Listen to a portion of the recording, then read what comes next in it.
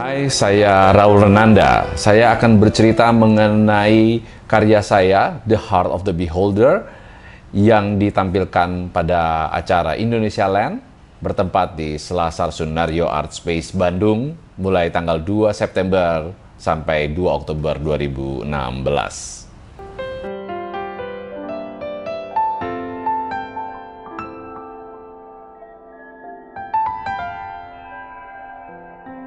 Tema dasar dari The Heart of the Beholder adalah keindonesiaan yang disesuaikan dengan tema utama dari pameran tersebut, Indonesia Land, di mana saya mencoba untuk mengekspresikan menurut saya apa itu Indonesia, apa itu orang Indonesia.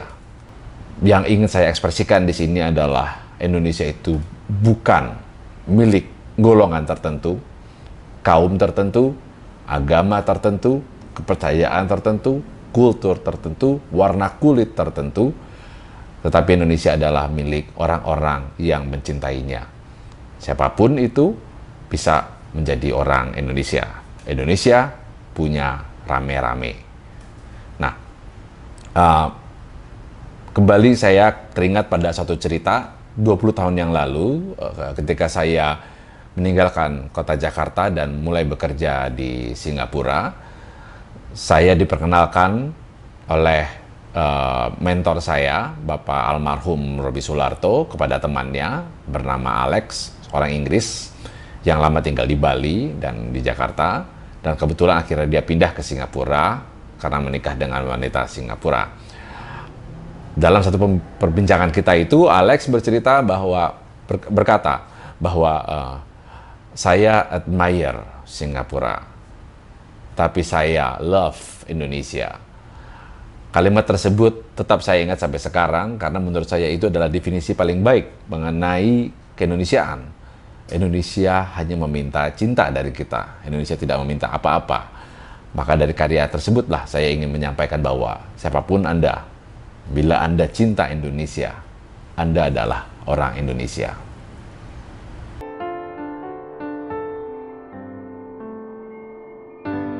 Pada layer berikutnya, saya akan bercerita mengenai spesifik karya saya, yaitu The Heart of the Beholder. Tujuannya adalah mengekspresikan inti yang ingin saya sampaikan yang sulit saya komunikasikan dengan baik melalui kata-kata, melalui sketsa, namun saya hanya bisa menyampaikan melalui energi komunikasi dari karya saya, semoga dapat diterima oleh para pemirsa yang memiliki frekuensi yang sama. Namun, kalau boleh saya memberikan satu guidance, cerita tersebut adalah cerita mengenai perjalanan nenek moyang kita semua dari tanah utara dan sebagian mungkin dari barat menuju ke kepulauan di Nusantara ini. Proses yang berlangsung ribuan tahun dalam beberapa gelombang, dan secara tidak langsung proses tersebut sebenarnya terus ada sampai ratusan tahun yang lalu dan mungkin juga pada saat ini dan pada kedepannya. Kita adalah orang yang mencari suatu kehidupan yang baru, kehidupan yang membuat kita lebih baik dari satu titik ke titik yang lainnya. Sebuah struggle, sebuah usaha bersama, termasuk friksi bersama dalam satu bahtera, dalam satu perjalanan, sebuah kapal layar yang dulu mungkin dianggap sebagai benda alat transportasi membawa orang dari tanah satu ke tanah lainnya, sekarang berubah menjadi dalam bentuk simbolisasi arsitektural, misalnya sebuah simbolisasi kapal yang membawa satu kaum dari satu titik ke titik yang lainnya, atau membawa kehidupan orang dari kecil sampai meninggal, atau sebuah bahtera yang mengantar dia dari kehidupan dunia ke kehidupan berikutnya. Simbolisasi itu saya rasa cukup kuat, dan bentukan suatu layar, suatu kapal itu selalu menempel ke diri saya yang saya tidak tahu kenapa, namun energi atau movement atau simbolisasi dari sebuah kapal layar menurut saya itu menjadi dasar dari semua karya arsitektural dan karya seni saya. Sebuah layar yang merupakan hanya berupa sebuah kain, tidak mempunyai fungsi apa-apa, dalam arti kata kekuatan, mensimbolkan kekuatan. Namun bila kain itu dihembuskan oleh angin, menjadi sesuatu yang mempunyai power, mempunyai energi, membawa satu golongan kaum tertentu untuk menemukan dunia yang baru, memberikan kebaikan, dan juga memberikan keburukan kepada dunia yang baru lagi. Namun bagaimana sebuah energi dari sebuah kain, dan tentunya di atas kapal, mengubah cerita manusia, mengubah perjalanan manusia dari satu titik menjadi titik lainnya. Baik itu secara, tadi saya sebutkan mengenai fungsi real, menjadi fungsi yang sifatnya simbolik. Jadi elemen tersebut adalah kapal, layar, movement, energi, ekspresi. Itu yang ingin saya tampilkan dalam karya saya, The Heart of the Beholder itu.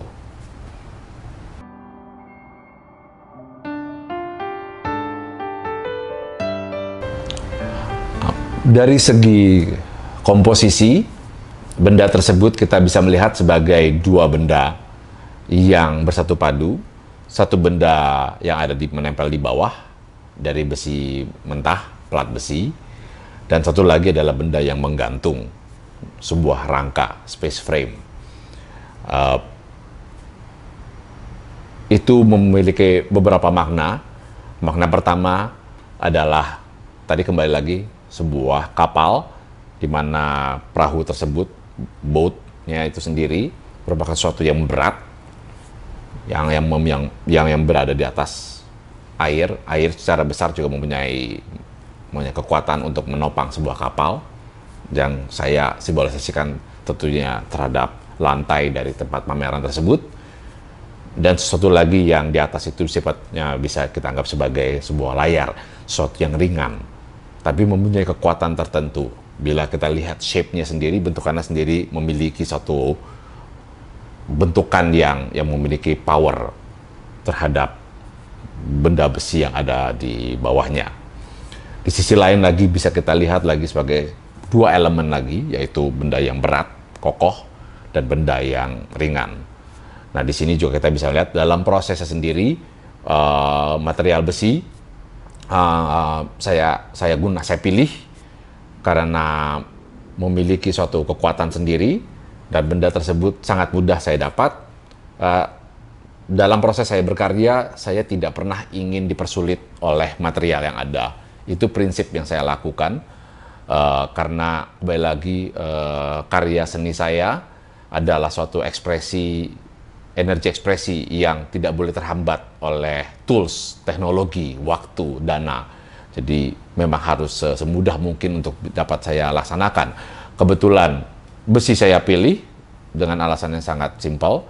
Di dekat studio saya ini ada toko material menjual plat-plat besi, dan juga tidak jauh dari tempat saya ini juga ada tempat untuk memotong besi dan melakukan bending. Jadi itu saya ambil dengan alasan praktikal saja. Namun, terlepas itu kita melihat apakah itu purely berdasarkan pemikiran praktikal secara kepala, tapi bisa juga mungkin bagi kelompok orang tertentu maka bahwa tidak ada yang kebetulan, ya.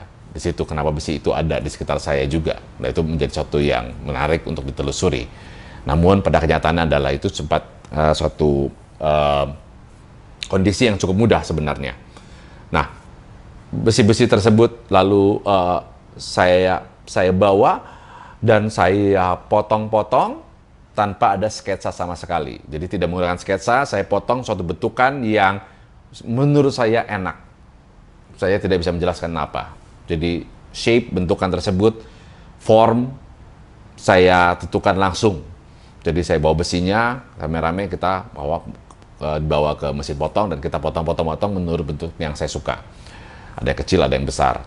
Dan saya tidak punya preconceptual ideas apa yang akan saya buat. Semua terjadi secara spontan, dan spontanitas inilah yang terus saya pegang dalam saya melakukan kegiatan berseni. Tentunya yang akan sangat berbeda sekali ketika saya melakukan proses untuk mendesain. Jadi besi-besi tersebut lalu saya bawa ke tempat studio saya, dan saya susun, dan butuh waktu cukup lama untuk mendapatkan suatu momen di mana saya siap untuk menyusun. Jadi tidak dilakukan penyusunan yang bolak-balik seperti itu, tidak, tapi saya endapkan sampai satu titik, satu hari saya merasa itu adalah hari yang baik untuk saya menyusun, dan saya bersama tim saya bekerja langsung kita susun, and that's it.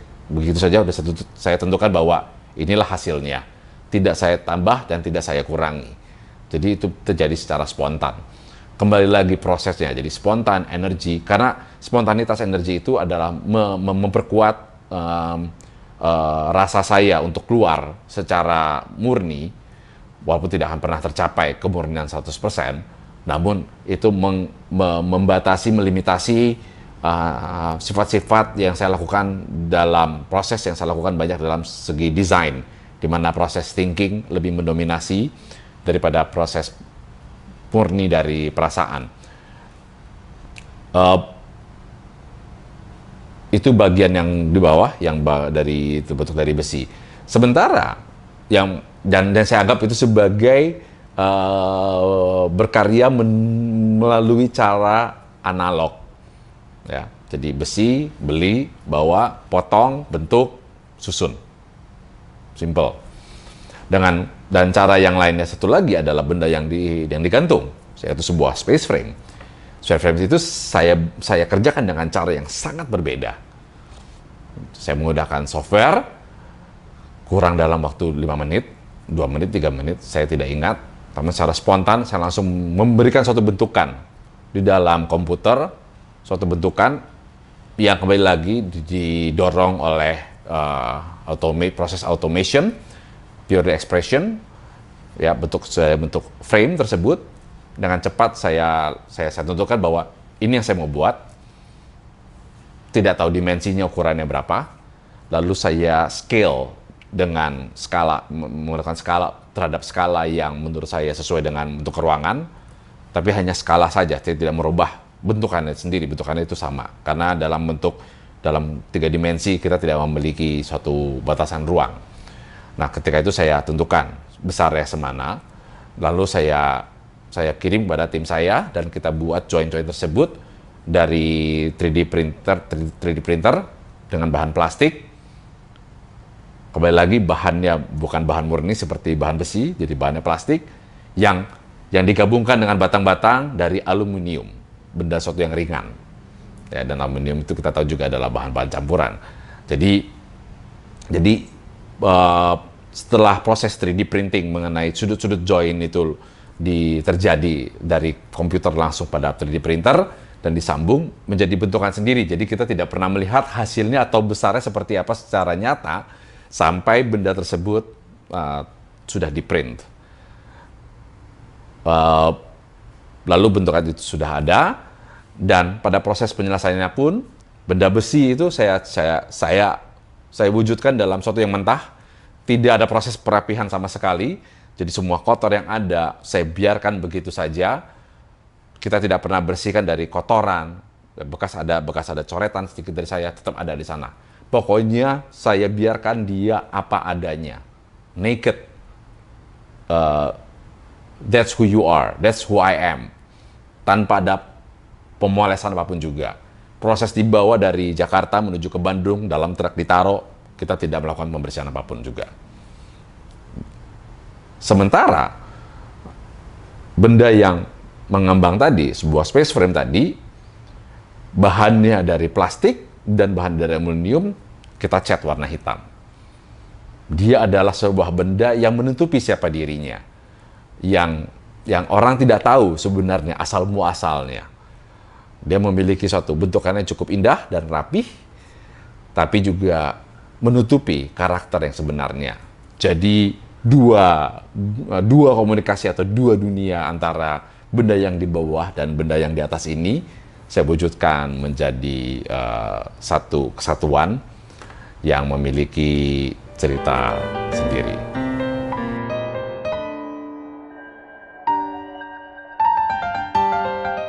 Masalah teknis kita tidak melakukan pada setiap hari, yaitu saya melakukan projection mapping terhadap benda tersebut yang berupa sketsa yang saya lakukan secara digital.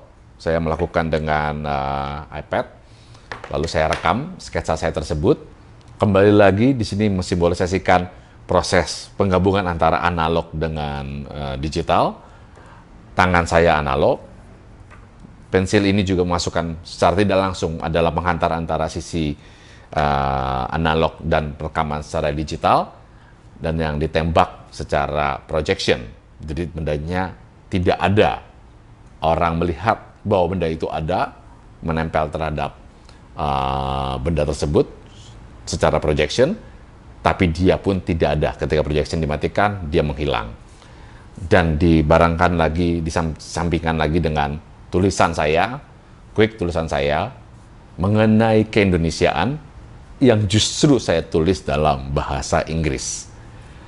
Jadi di sini kontradiktif antara dua dunia itu terus saya kembangkan dari karya saya The Heart of the Beholder ini.